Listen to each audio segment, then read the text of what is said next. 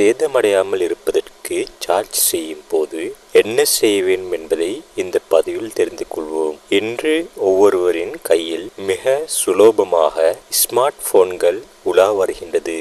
மேலும் இந்த போன்களில் பல மணி நேரத்தை மிக சுலபமாக கழித்து வருகின்றனர். குழந்தைகள் மட்டுமின்றி பெரியவர்கள், இளைஞர்கள் என அனைவரும் அடிமையாகி வரும் இந்த போனில் பேட்டரி தான் போனின் ஆயுளை குறைக்கும் என்பது உங்களுக்கு தெரியுமா? ஆம், சரியாக சார்ஜ் செய்யவில்லை என்றால் போனின் ஆயுள் குறைந்துவிடும். அதற்கான தீர்வினை இந்த பதிவில் பார்க்கலாம். மொபைல் போன் சார்ஜ் செய்த பின்பும் மின்சாரத்துடன் இணைத்து வைக்க கூடாது. இதனால் பேட்டரியின் ஆயுள் குறைவதுடன் போனுக்கு பாதிப்பும் ஏற்படுகின்றது.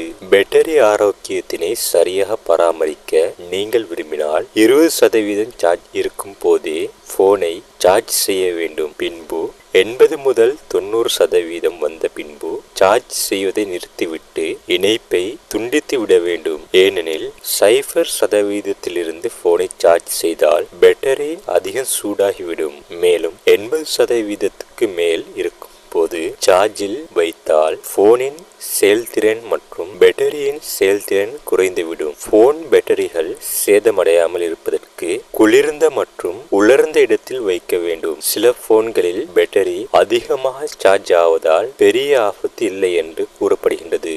ஏனென்றால் சில போன்களில் முழுமையாக பேட்டரி சார்ஜ் ஆன பின்னர் தன்னிச்சையாக சார்ஜிங்கை துண்டித்துவிடும் அம்சங்கள் பொருத்தப்பட்டுள்ளன.